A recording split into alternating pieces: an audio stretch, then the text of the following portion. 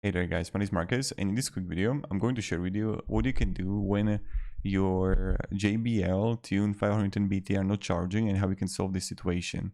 So the first thing that you can try, this is a quick, just reset it from the software perspective. So if you can turn them on or no, just hold it for like 1 minute straight and you will see if it's going to work or no, and then press it 3 times. So this is the first thing that you can try.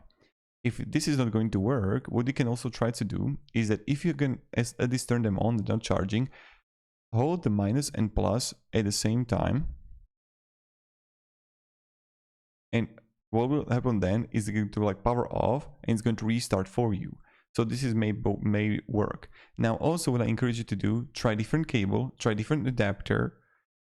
So you will see if it's going to be like, for example, cable issue, and clear all the, for example, debris or some dirt where you're charging it. So that's pretty much it. Thank you very much for watching and have a great day and goodbye.